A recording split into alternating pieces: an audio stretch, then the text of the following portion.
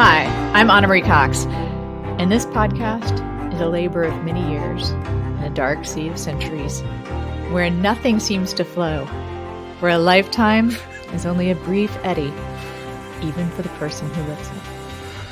Get over yourself, Anna! Good God! This podcast is like an illuminated manuscript. Oh, wow. And along the sides are very intricate depictions and descriptions of my office. I love the idea of this podcast as a Talmudic chapter. That works really well. Yes. Hi, I'm Daniel Dresner, and I am willing to listen to good thoughts, especially if they come from a dog. Aww. And dogs have nothing but good thoughts. If you mean like positive. Yes. Really. Upbeat. Like, I mean, they don't. Welcome to Space the Nation, where we look at science fiction through the lens of cargo cult science and soteriology. Now, what is soteriology? That's a new word for me, Anna. It is the study of salvation, of how one is saved, which is a super applicable thing to what we are discussing, which is a Canticle for Leibowitz, which is available at bookstores. And you put in the script also online. And Dan, it is not. It is not available on Kindle, which is, of course... That is amusing in so many ways. Yes. Wow. Now, it has been scanned of course. And is available in PDF form various places, although I couldn't find it for free. But I believe it is downloadable from like Gutenberg Project and whatnot. Sure. So that's good, I guess. But also, just ironic is not quite the right word. But anyway, we'll move on. Mordantly funny, which is consistent with this book. Good. Yes, good. Yeah. In the next few weeks, we will be talking about Deadpool and Wolverine. And then, I don't know why then. We have been doing this in order. And then we're going to talk about Captain America Civil War. Right. We've been doing like crossovers kind of in order. But Dan, did you screw up the schedule? I did screw up the schedule, Anna. This is all on me. I fucked it up. And in fact, we're not going to be doing music to my ears. We're not doing either Twister or Twisters now because we just don't have time to, given what else is coming out. But yes, for some reason, when I set up the schedule, the release dates were maybe changed since I did it. I don't know, but I do apologize. So yes, I'm usually the one who screws things up. So nothing on Dan. Also, I think I might go see Twisters, and maybe if you go see it too, we could do an emergency. We'll do a special episode. Yeah. Okay.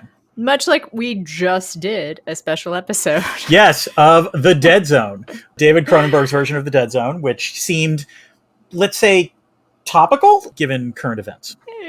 Callously capitalize on a recent presidential assassination attempt. And speaking of presidential changes, we also just did a special episode about Joe Biden dropping out of the race, which at this point, when you hear this, will be a week old, and I'm sure lots will have happened. But if you want to see an unedited version of Dan and I chatting about current events, we may do that more often. We could. Yeah. And those will be available. Our current events chats, we are going to make available to everyone, not just patrons. But if you become a patron, there are some special benefits. There are. If you become a patron, you get early access to our regular cast episodes. You also get access to our members-only, patrons-only episodes, like The Dead Zone. You get access to our monthly AUAs. You also get access, perhaps most importantly, to our pretty awesome Discord channel, which I'm sure is a flutter right now, actually. Given it's hopping right now, I'll tell you. I can imagine. But that is one of its virtues, which is it's a pretty nice place to talk about politics and some good conversations and not nasty. And other stuff. Yeah, it is a very supportive and cool place to be. Yeah. Not that Dan comes around very often. He is the divorced dad of the Discord. And also, Dan, did you mention I was kind of spacing out while you talked? So did you mention you don't get ads? No, I did not. So one of the primary virtue of becoming a patron is that if you were not a patron, the ads you heard at the start of this episode that you will hear at the end and in the middle go away because patrons get to listen to these episodes ad-free. All right. And Dan, I knew that was your plan all along. I knew you wanted ads. You man who has not rejected capitalism yet. Doubt is a powerful tool, Anna, and perhaps it should be applied to skepticism and or enthusiasm for advertisements. That's all I'll say. I like how you worked that.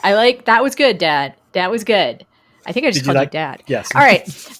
You did just call me Dad. Why are we talking about Just a slip. My own dad is far more distant than you are. So no, it's kidding. He's just literally in Atlanta, and we don't talk a ton because of all the reasons that people don't talk sometimes. None of them, my dad's wonderful. We'll just stop there. My dad is wonderful. Yeah. Dads are wonderful. Yeah. Yeah, I love him very much. So, but why are we talking about a canticle for Leibowitz? Dan? So the reason we're talking about this, Anna, is, for lack of a better way of putting it, counter-programming. So we are in the middle of hot sci-fi summer. We've been doing crossover episodes. We've been doing big, dumb summer movie releases. I would think it's safe to say both of us were feeling a little stupid. And, we kind of thought, what is the opposite of a hot sci-fi summer episode? And I think it's a good, canon fodder book episode. And this is definitely within the canon. I mean, one of the things, if you ever start reading about Canticle for Leibowitz, it's all about how, hey, it was a sci-fi book that broke into the mainstream. It's treated as a work of serious literature. So it seemed ripe for a canon fodder. It's kind of literally about canon, too. Yeah. It is. It's about the creation of canon. That's true. Yeah, absolutely true. It's about the creation of canon. And punningly also about canon fodder. Yeah. Oh, oof, yes. Yeah, so that gets to Oh, go ahead. Yeah, this is so much counter-programming. This is directly opposed to big dumb stuff. It's big, but it is weighty. It's weighty. I'm not. Let me put it this way. A lot. It's a lot. We laugh about big dumb stuff. There's big dumb stuff that's very smart. I don't know how smart this is, and this is one of the things we're going to talk about. This was, this is. Yeah. I agree. Weighty, but I'm not. Well, we'll see whether it's canon or fodder, I guess. So this raises the obvious question: will this podcast ruin it for you? My answer is it will not ruin it for you any more than actually reading it, in the sense of this is an extremely depressing book. I don't think it's bad, to be clear. I mean, we could debate whether it belongs in the canon or not. It earns the depression. It's a well-written book. There are some passages that really hit you hard, but it is a heavy book. Yeah, and we'll get into this in some unfortunate detail, but as someone who lives with depression, it was hard to read in some ways. It is not just depressing and it's a sad book. Right. It's bleak. And it was written by a depressed person. Oh, yes. And it will be ruined for you if you believe something else besides humanity is stuck in a cycle of enlightenment and destruction. If that comes as a surprise to you, you don't believe that. Yeah, here's the spoiler alert. The world ends more than once. That's the way I would put it. Yeah. All right. We should talk about previous experience, because this is a canonical book, but neither of us had ever read it before, correct?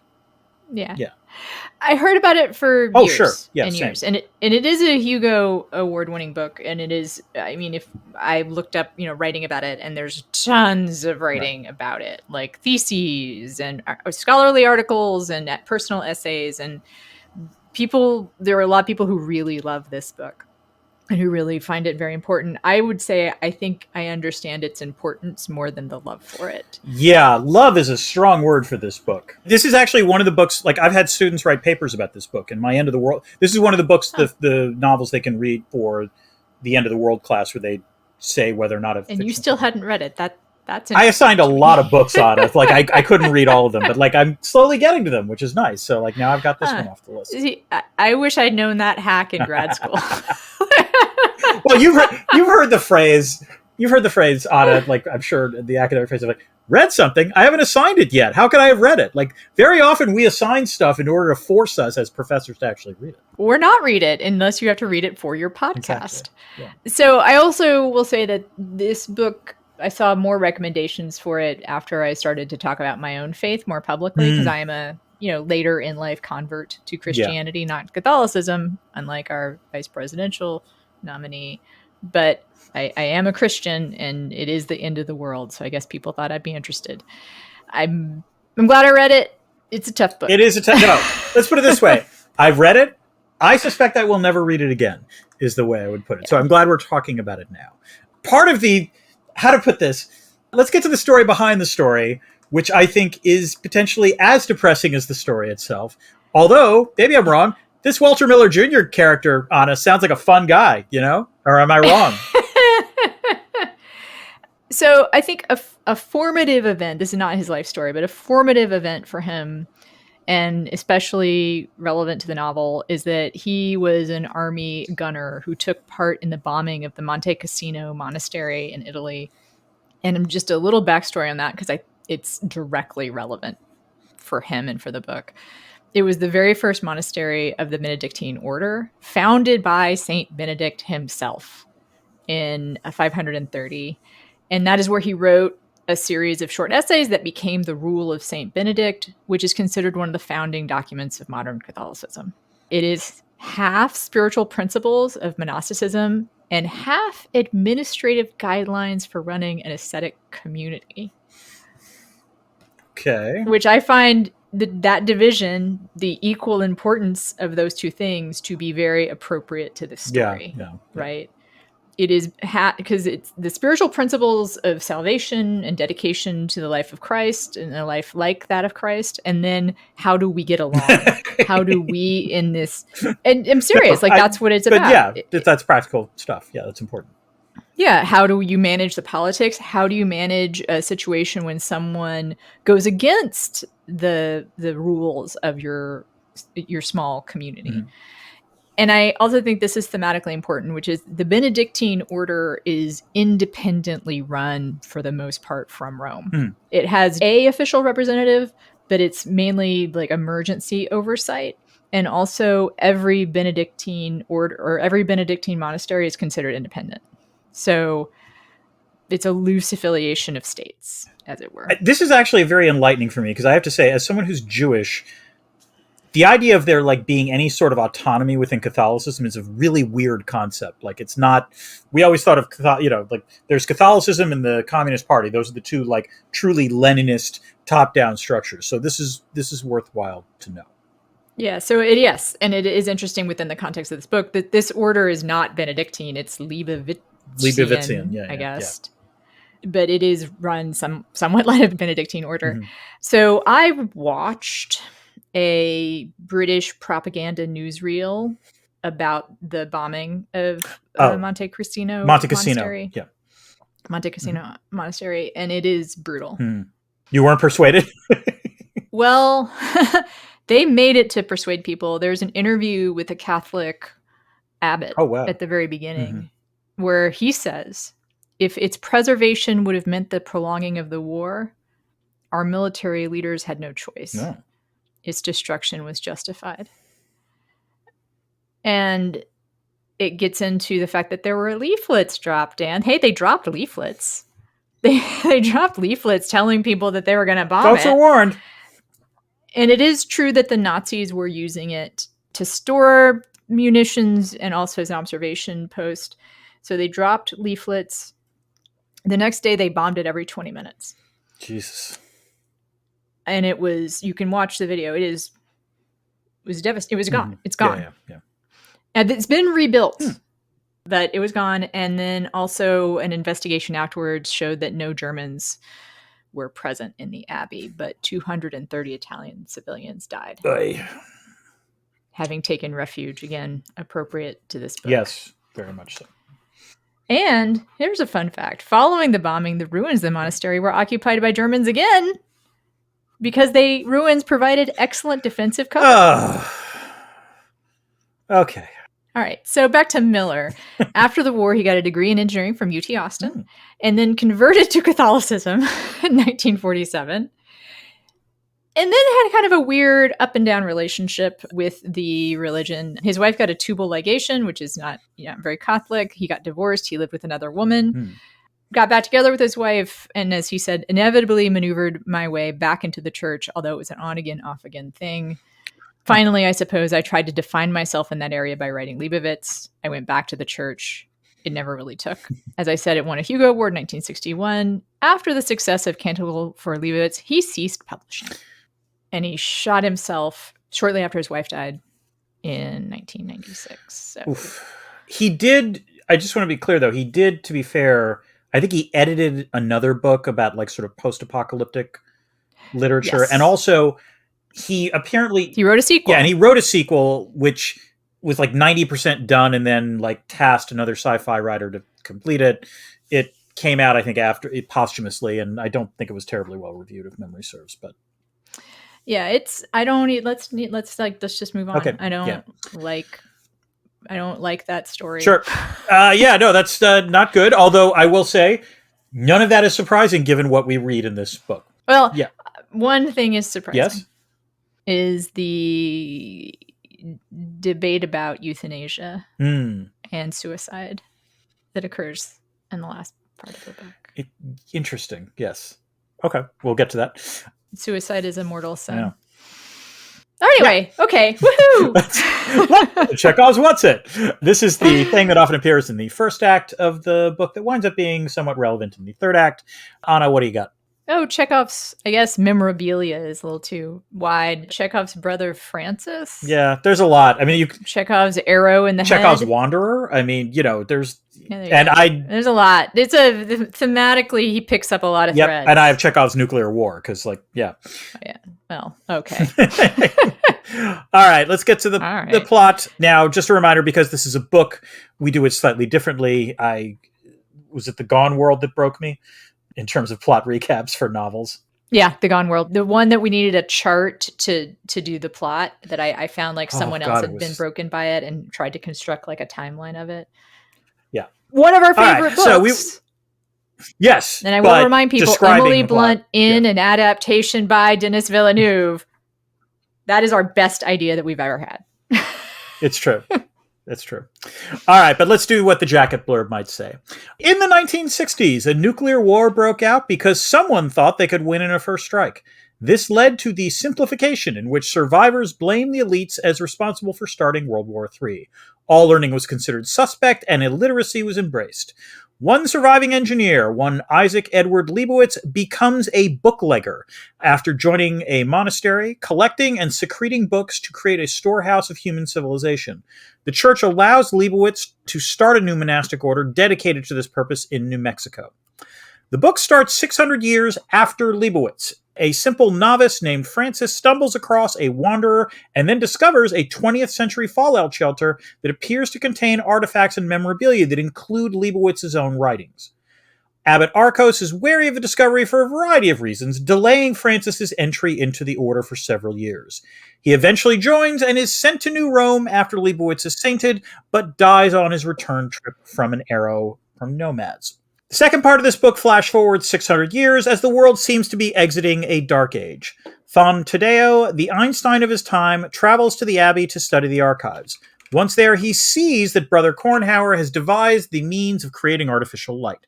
Tadeo studies the memorabilia and makes several major rediscoveries. He also takes action to ensure that his brother, the ruler of Texarkana, does not use the Abbey as a fort for his expansion plans. The final part of the book takes place 600 years after that, in which mankind has advanced to the point of interstellar travel. Two superpowers, the Asian Coalition and the Atlantic Confederacy, are gearing up for war with nukes in space. Nuclear test demonstrations take place, and there's a very fragile ceasefire. The church orders Abbot Zerke to enact a war contingency, which means a plan to send the memorabilia and a large crew up into space while the ceasefire still holds. On Earth, the abbot has a battle of wills with a doctor about euthanasia. That soon becomes a moot point, however, as yet another nuclear war breaks out just as the spaceship departs. Anna, does that about sum it up? That was a horrible book jacket, just to be clear, but it was hard. It would have been hard to do. Long. It was long, yeah, but it's okay. Yeah. It is hard to do justice. This has both a lot of plot. Mm-hmm. No, it's not a lot of plot. It has a lot of details, but not much of a plot. Yeah. Yeah. There's very little action, would be the way to put it. But there's a lot of there is some world building. That would be the way to put it. Yeah. And I think it's kind of important that we only find out the monks have made it off Earth at the very, very, very end. Right.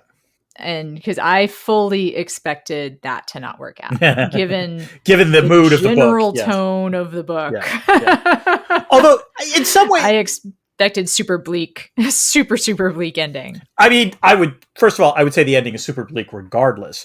But but the other thing that I couldn't quite figure out, I mean, correct me if I'm wrong, there were already colonies in space by the time that spaceship launches. It wasn't like there was nothing out there already. I would say, but without the memorabilia, without like Sure. this record of knowledge and history. Yeah, that's fair. That's correct. Yes. And then I also want to it's not exactly hopeful, but it's an interesting. I'll use the term grace note for Mrs. Nice. Grails. A grace note for Grails. The two-headed peasant woman. Yes. Tomato salesman. Tomato sales lady who at the end, so she has a vestigial, I guess you can't call it a vestigial head. Vestigial, vegetable head. Maybe that's not what I meant to say. She has a second head that for most of the time we know her does not appear to be functioning in any way. It's just like the second head. Mm-hmm. And then after the bombs drop, it appears to be the one that survives and has a childlike nature to it. Almost like a virgin birth. Yeah. And also that is more directly communicated by the fact that throughout the time that we've known her, which is just the last chapter, she keeps asking the abbot to baptize the head. Right. Which the abbot does not do. And then which the abbot does not do, but then when she approaches him while he's dying, buried in the rubble, he goes to baptize that head and she backs away, and she has such a childlike innocence. Sort of there's this indication of like maybe she doesn't need to be baptized, right? And so that grace has come back to earth is the, I guess, like something of a hint there. Yeah, I mean it's a real depressing book. Yes, it is. But also, let's segue to how is this science fiction different from all other science fictions?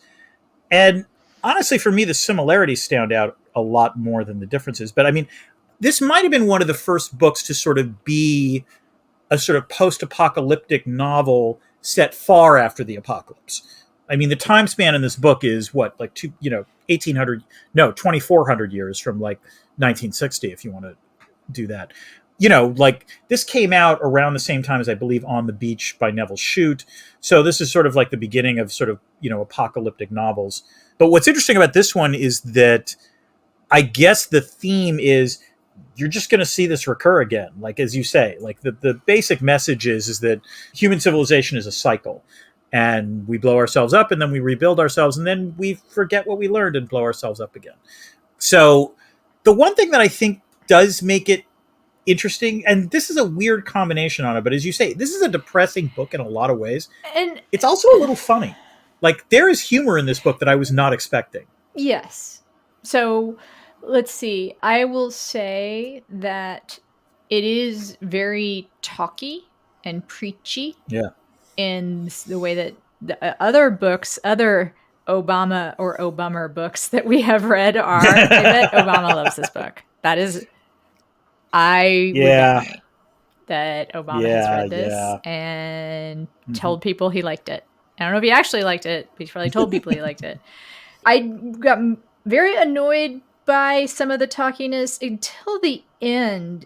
And then there's some interior monologues that I underlined parts of. I will attempt to find one here.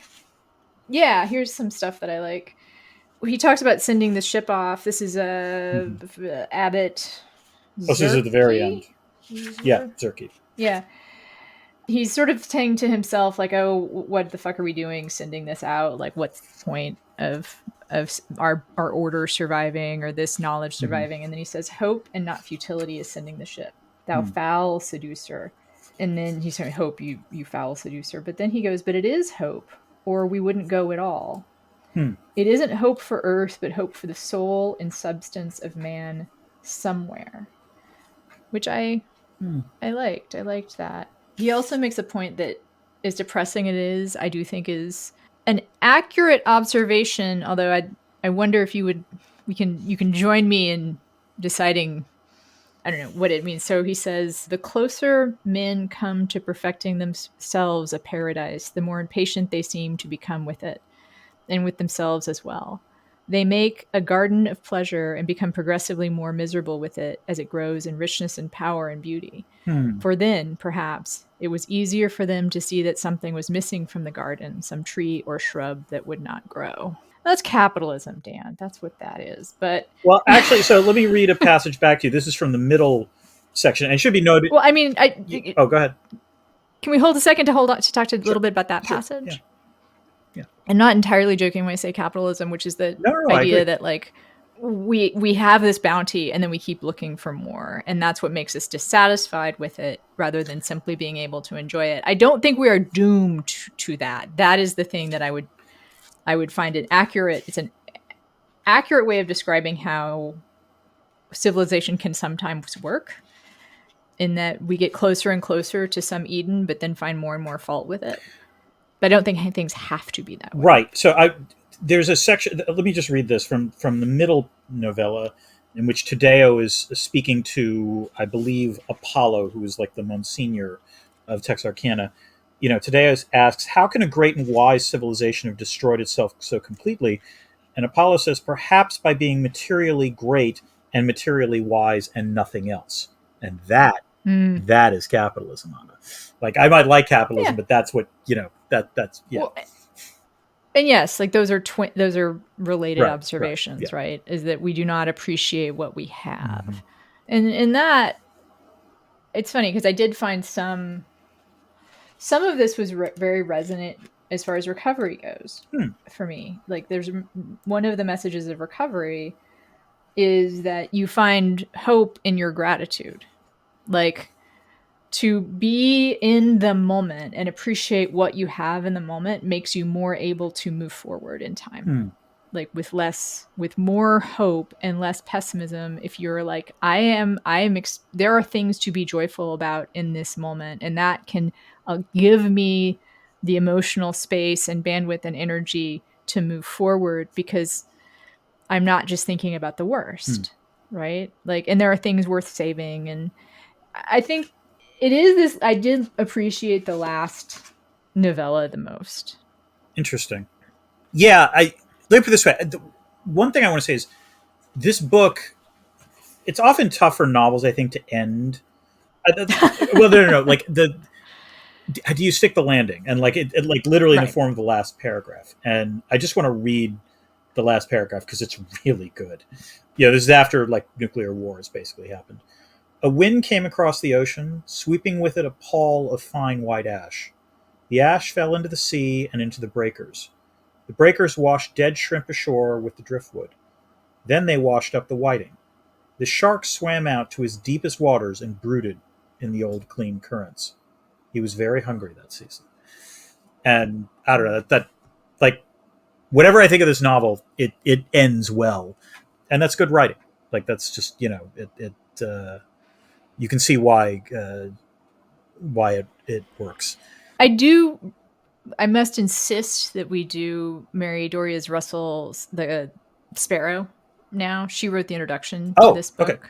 And at least my edition, she wrote the introduction, and her book is actually, the Sparrow is about a Catholic mission to another planet. Oh, and okay.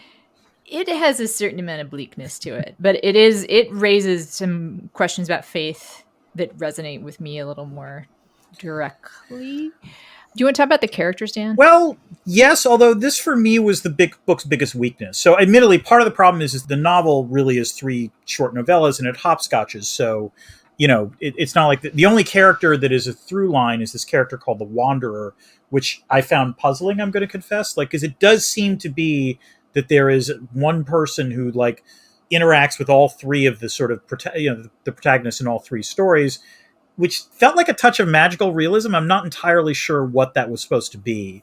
I confess this is where my English literature skills might have failed me. But I do think that the book's biggest weakness is that most of the characters don't really pop from the page. I liked Francis in the first novella, although he's a bit of an idiot. He is a simpleton, would be the way to put it. I confess the scholar in me liked Tom Taddeo. That was a sufficient amount of smartassery that I certainly appreciated. But beyond that, I have to say none of the characters really sung to me all that much. But what about you? I would say that I don't think the characters it's a weakness, but also maybe the way I'd frame it was the biggest missed opportunity. Because I liked some of the characters and found them interesting, and there was enough characterization of them. I was like, I would love to spend more time with these dudes, for the most part. Dudes. Yeah. Oh no, they're almost all dudes, with the exception of except for Mrs. Grails. Everyone else, I think that's the only female character that speaks. The new Eve, not born of man, interestingly enough, might be saying something there, actually. Eve without sin. I would say I would love to have spent more time with the characters and had less gossiping about New Rome. I some of what is, I think, supposed to be mordant, Game of Thronesy type machinations are not interesting to me. Like, I found myself skipping over some of that stuff. Like, it did, because it also doesn't really matter for the plot of the book. Like, what happens in New Rome, like, they're so distant, and like they wind up doing their own shit anyway. Like, they're, I think, basically a Benedictine order. I liked all of the abbots that we got to know and thought they were interesting characters that I could have spent more time with. And also the brother, the inventor, the one that makes the intuitive leap that Thon Tadeus can't make. Yeah. I liked that contrast, and I would have loved to spend more time with both of them. I think let me put it this way. Cornhour in particular was a missed opportunity, because in some ways, what's bizarre is that Tadeo, and by extension Miller, makes it clear that what Cornhour did was extraordinary. Like, to take something from a page and actually make a working thing from it. Like, it's a example of engineering genius, and yet Cornhour as a character barely is there. Like, there's nothing to really hold on to. But I agree with you that, actually, now that I think about it, the other through line is that there are 3 abbots that we see, in the span of the book. And what's interesting is that they're different personalities, but they're all sort of bureaucratic animals in some way. And, that part, now that I think about it, you're right. That part I liked.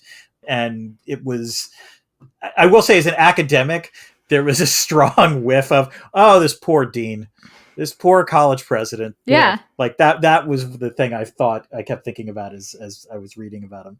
I might have had more sympathy with them than I should have. No, go ahead. I just said I might have had more sympathy with them than they actually are sympathetic, because, the first one in particular treats Francis horribly, but, what it is what it is. I also found it somewhat frustrating, especially in the middle portion, where there's this jockeying about whether or not a academic institution or this monastic institution should have control over these quote unquote sacred documents. Yeah. You can do both. Yeah. There are many, many fine Jesuit universities, like, and in fact, there is a very strong tradition of monks doing science. And in the book, there's actually a really funny section where Tadeus is like, well, I don't want to offend you by talking about science. And the monks are like, yeah, we're there for that. That's what do you think we've been doing, bud? Yeah. Not only you're not to offend us, but we might actually know more than you. And in fact, like, he starts talking about evolution, and like one of the monks is like, yeah, we believe in evolution. That actually, no, that was legitimately funny. And I did like that discussion with you. Yeah. And so why can't you do both is, get you a society that can do both is what I would say there, which we have not as humans successfully done very much, but it does happen.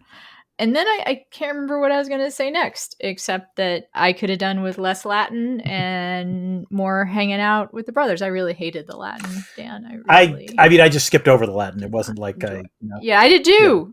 Yeah. But you enjoyed the Hebrew, which I confess I did not look up. It's okay. The key thing to realize about the Hebrew is that the Shema is in there at one point, and that is a sort of pretty important Hebrew prayer or Jewish prayer. And there's much less Hebrew than there is Latin. So, if there's so much. Yeah, there was a lot of Latin. I will say this, like it's so like a convert to like. Yeah, like that was the thing. I was reading this. I was like, damn, this is a Catholic book. And like, I will say, as someone who's not Catholic, I got a lot of what was going on, but like some of it was just sort of, like the whole difference between a Monsignor and an abbot and like all of that. The Catholic hierarchy makes no sense to me. So, Okay, Dan, I think it's time for the thing that will damn us all. Oh, no. Ultimately. Okay. What do you mean? What is it? It's an ad break, Dan.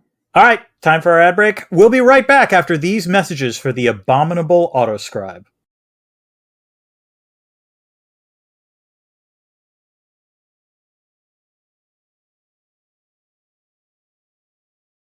Latin, Latin, Latin, Latin, Latin, Latin, Latin, Latin. You know what that made me think? I was thinking about I was going to use that as the thing to come back, and I thought of, have you ever heard the Beyond the Fringe album? No. Dan? Peter Cook and Dudley Moore. My mom had a copy of it. It's like from the 1960s. I don't know, but I loved it. It's early formation of my humor. And there's a monologue by Peter Cook. It's very famous in terms of comedy, where he's a coal miner and he does a very deadpan monologue to the audience, where one of the lines is, "I'd rather been a judge than a miner. I didn't have the Latin for it." So it's not that funny when I say it, but they have to trust me. It's very funny when Peter Cook says it. All right. I do have a question, Dan. Fire away. Is there IR in this book? Oh, fire away. Dan! I still want to ask you, is there IR in the book? Anna, one of the benefits of all these years of waiting for the second coming is that while I might not be wiser, I am shrewder. Of course there is IR in this book. You waiting for the Messiah, Dan? Are you waiting for the Messiah? That's what we're doing. Yeah, that's what Jews do. We're waiting for the second coming. Christians just much less patient. That's the way we always think about it. I got a picture. I sometimes picture that as like tapping fingernails on the desk. Like, no, all right. Today? Nope. All right. Maybe tomorrow. Yep. There are three things that are, sort of the most obvious forms of IR. Actually, I guess four. The first is the question of the nuclear first strike, which is, sort of Leibowitz, the history, the argument that the reason a nuclear war starts is that someone believes they can actually win a nuclear war by launching a first strike. If someone were to ever actually believe that and be in power, that would be a nuclear war that would end all wars. So yeah, that tracks. Another IR thing, as you said, in some ways it's central thrust to the book, is this cycle of history. The idea that there is no moving down the learning curve for humanity. It is the ultimate realpolitik take. It is the tragedy of realism. The tragedy of realism is that even though we are all aware that we would be better off if we cooperated, fear and a lust for power inevitably cause us to do destructive things. The two, I think, more interesting parts of the IR here is the first is the degree of performativity that goes on in the Abbey. I mean, actually, I think one of the surprises is the degree to which the Abbey succeeds in preserving the memorabilia and actually making it useful. Because we actually see their sort of like how they're preserving it, how they're reproducing it. And there's this great quote that I want to read about, what the brother librarian believes. And he says, "To brother librarian, whose task in life was the preservation of books, the principal reason for the existence of books was that they might be preserved perpetually. Usage was secondary and to be avoided if it threatened longevity." And, the miracle in some ways of the second novella is that, yes, these abbots have preserved these documents, even though they have no idea what they're doing, but nonetheless preserve them enough so that they could actually then be used by people intelligent enough to make heads or tails of them. But the idea that that what are previously thought of as important because they explain things as just important as artifacts is what you see in this book. But perhaps the most interesting thing that's going on in terms of IR is that really what Miller is doing in this book is recreating the international relations of medieval Europe. And no, he is, because this is a world in which there are states and they have some power, but they don't have a ton of it. And instead, it is this transnational actor, the Catholic Church, that is incredibly powerful, or that occasionally is powerful and fears the rise of the secular state. And that is a through line that runs through this book, similar to, you can argue medieval politics, where for the longest time the Catholic Church was the most powerful actor, and it was only with the sort of emergence of true nation states that you see the creation of secular authority as separate from ecclesiastical authority. So that's the IR in the book. I think I said this before, but it seemed like almost the IR in there that's most interesting to me, or no, I shouldn't say most interesting, but the most IR-y stuff is actually the jockeying, right? Sure. I guess that's the medieval Europe. Yeah, that's the medieval. That's the medieval politics. Yeah. it is less the international relations and more. Well, it's the way to think about this is that it's an international relations that looks very alien to us because we live in a world in which it's not just that states are the primary actors in world politics. It's that states, and there's a great book by Heinrich Sproit that talks about this, that the state as a political form tends to drive out any other political form that could exist. And so this is, why the sovereign states in Europe over the span of about 3 centuries basically forced the church to give up any lay authority they have, which was not the case for the previous millennia prior to that. And so that's in some ways that it's medieval. And you can see like states trying to do things and the church being wary about that. Not that they necessarily want to rule, they're just worried about what the state will do to them. So like it's an interesting jockeying for power. I agree with you on that. We don't have great transitions from your bit to my bit, Dan. We need to do that. We do. But you know what? Let's get to your bit. I've got a question for you, Anna. Okay. All right. Is there a critique of capitalism in this book? Want to buy some of my tomatoes, Dan? That sounds kind of vulgar. Actually. It sounds dirty. I was going to say, you made that sound dirty, Anna. Like that was... Yeah. So the monks live a pretty cloistered life, separated from the horrors of capitalism, except when it intrudes through nuclear war. Mm-hmm. I do think it's significant that the bandits who attack or lay upon Brother Francis assume that the illustrated manuscript of Leibowitz's blueprints are what's valuable. Mm-hmm. That's what has gold on it. Right. Yeah. So the gold must be more valuable. Mm-hmm. And they don't see the value in the knowledge of the blueprints themselves. They think knowledge is worthless. They're also engaging in wage theft, considering all the labor that went into the manuscript. But it was a labor of love. And also stealing IP, Dan. No, they're stealing IP and treating a creative endeavor as work for hire. So they also tell Brother Francis, that he can buy it back from them, which is classic rentier, capitalism. Yeah. I also think the bit with Mrs. Grails, which is the only kind of explicit, trading that happens on the grounds of the Abbey, is funny because what is happening there is she overcharges the nuns for tomatoes and then donates her surplus profits to the Abbey's poor box. And that's how charity works in capitalism, Dan. It's like you rob Peter to give charity to Paul. Okay. Got it. Yeah. Like you don't sufficiently pay someone for their labor, or like you cheat somebody out of what is theirs, mm-hmm. and then use your profits for some more abstract kind of charity. So that is my read on the capitalism in this book. But Dan, I think a question I thought about more is our next topic. So is this canon or is it fodder? Yeah, I know. I don't know. I mean, this is going to be a little provocative, but I think I'm going to kind of go with fodder on this one. I don't know. What do you like? It's not an uninteresting read. Like I get why. I can get why, in particular, during the Cold War, this became considered a canonical book. And live this way, I feel better about this book than I do about Asimov's Foundation, for example. Oh God, which is not hard, but. I don't know. I'm not sure there's enough there. And also the Catholicism is slightly off-putting to me, I confess. But I don't know. Like, what do you think of it? Oh. It's one of those where I can really see why it's considered canon. Mm-hmm.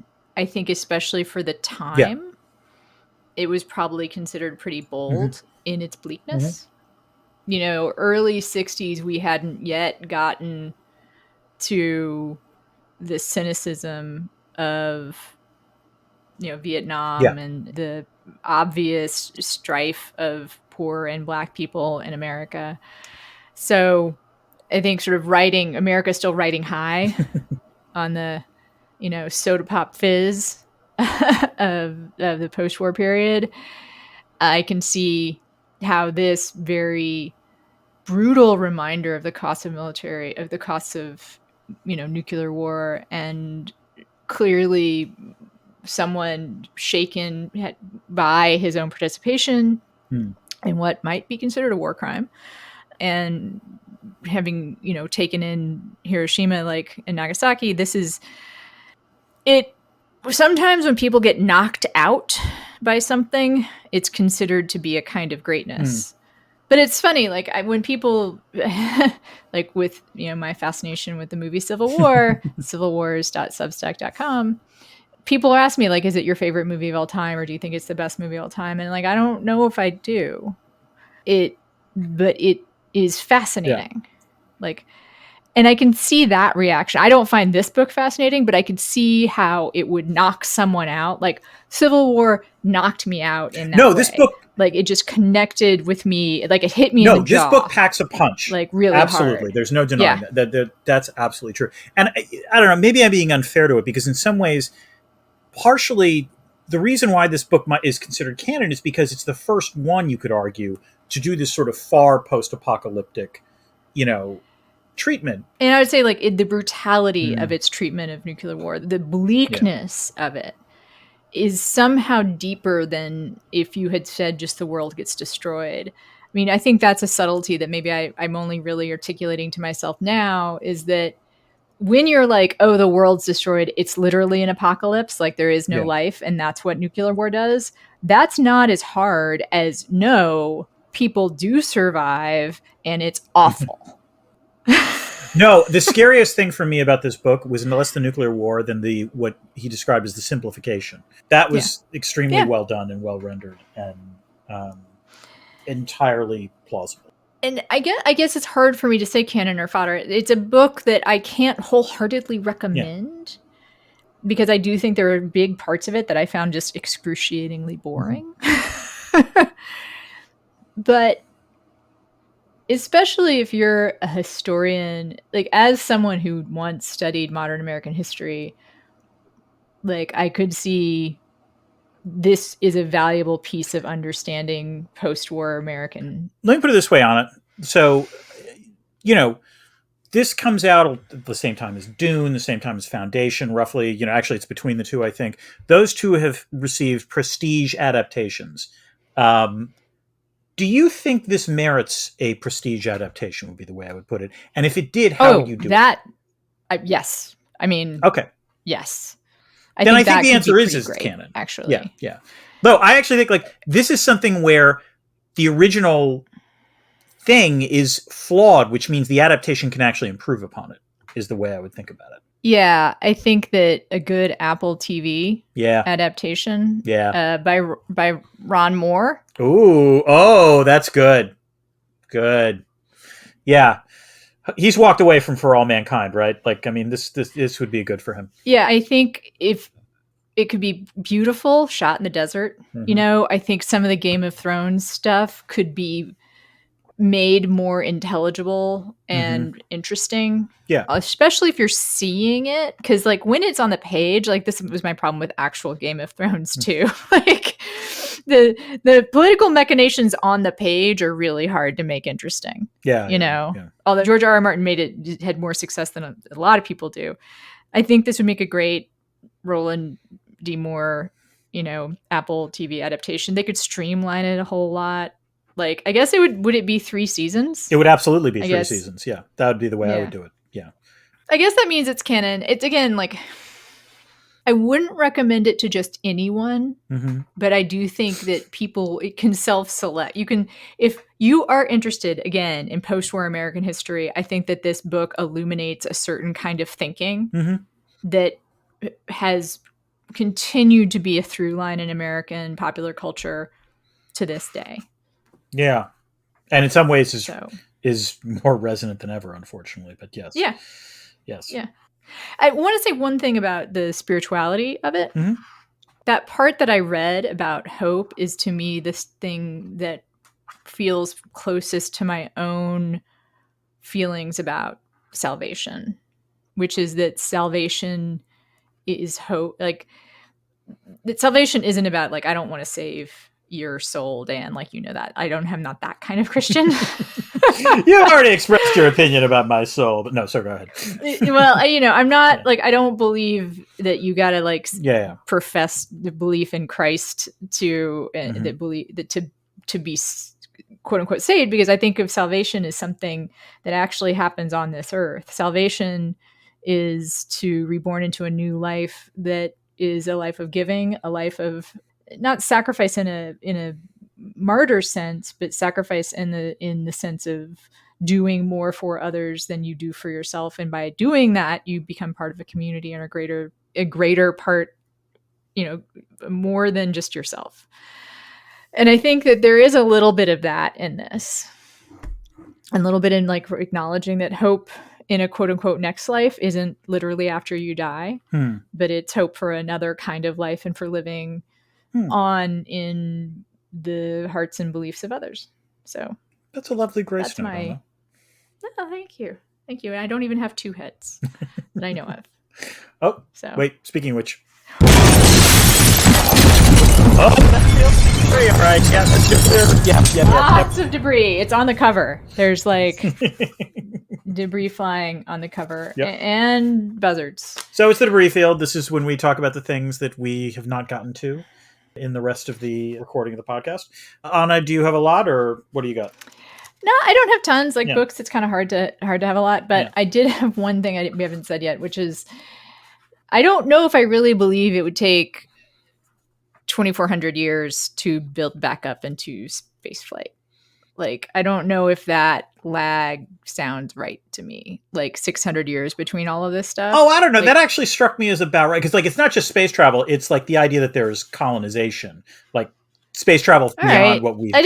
That feels like a long time. Okay. It feels like a real long time. Although, I mean, 600 years from. I mean, okay. So what I was thinking of is that the abbey that got bombed, this formative event, Monte Cassino, that was 560. Like 1,000 years later is the A bomb, or is the less than 1,000 years later is Hiroshima. What, 1,000? No, you're right. Sorry. Yes, that's 1,500. Yes.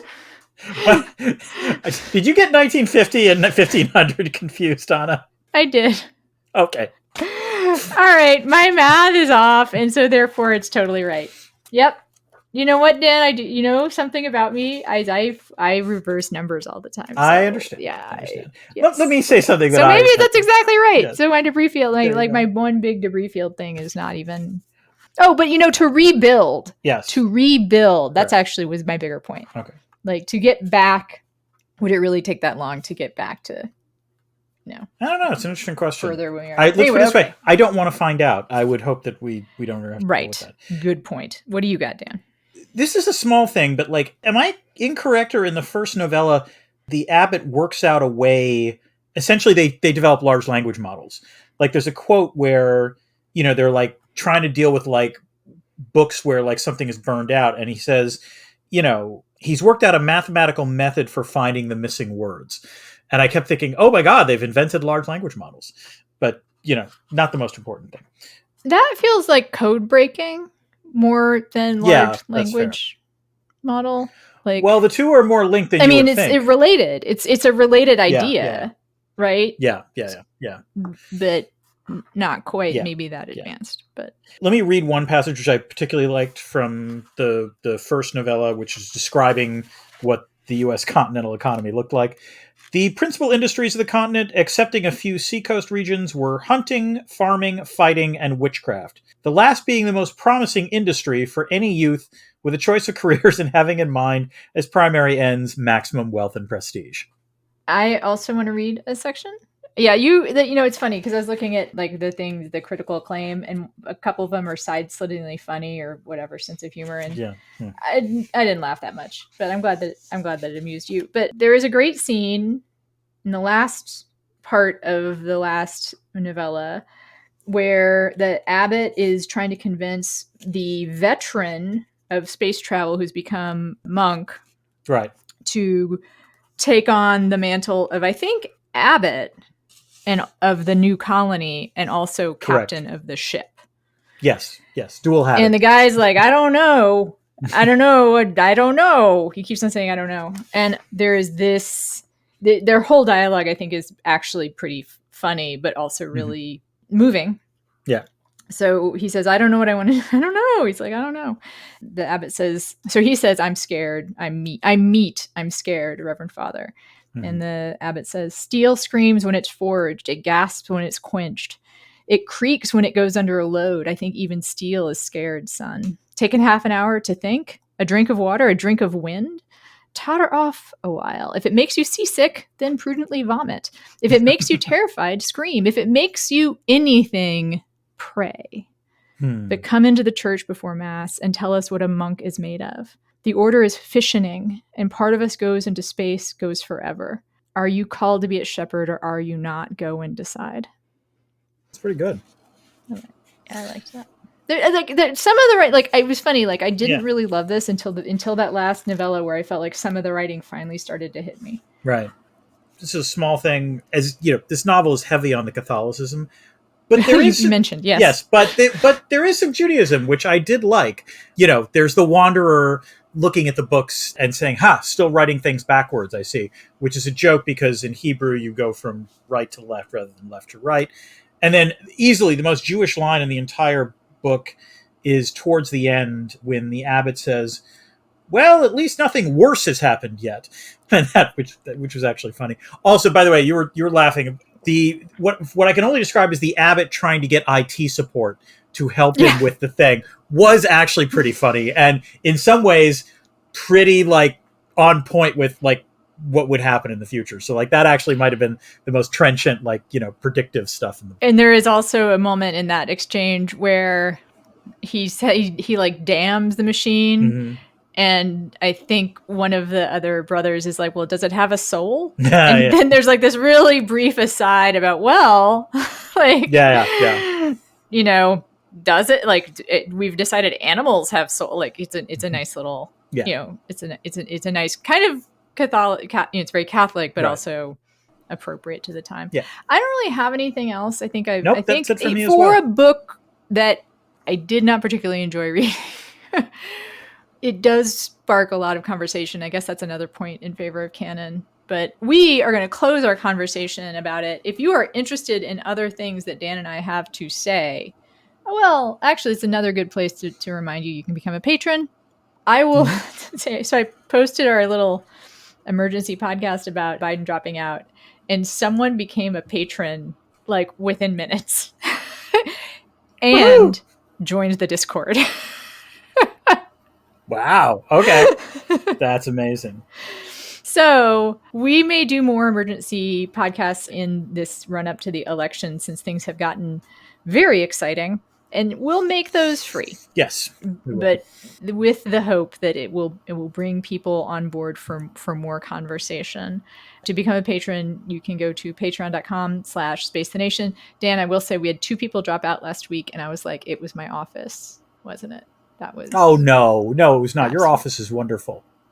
They're just heathens. Nope. Okay. No, it was me talking about my office. Although I was just so excited. I was just so excited, Dan. You should be excited. Don't apologize. But you know what? People leave. It's also, times are tough. Inflation. Yep. I know sometimes people. I am sometimes with subscriptions, even if it's a few dollars a month. I'm like, I don't know. Anyway, $3 a month. Become a patron. Dan, where else can people follow what we have to say? I have a Substack. It's called Dresner's World. I talk a lot about world politics. I'm going to be talking a lot about American politics for the next couple months, because that's really the most important IR story as well. So, yeah. Anna, what about yourself? I think you were on Instagram. I'm on Instagram. I also have a Substack called civilwars.substack.com. Right. It is sort of about the movie Civil War, which, again, I just got the DVD, so I'm going to start actually doing a scene-by-scene analysis. Ooh. But also, it is about everything, because there's a lot of Civil War. In fact, I was at a 12-step meeting the other day, and apparently Young wrote a essay, or as part of a book called The Civil War Inside Us. So maybe I'll cover that. And we are both on Blue Sky, which is, I think, our primary place of doing politics. Their primary talk. social media platform, yes. Yeah, and it's okay for now. It's It's okay for now. I hope Jamel Bowie comes back. I hope so. Adam Seward hasn't left. Oh, good. So there is that. And then we have this podcast. Yeah. And until next time, keep this channel open for more.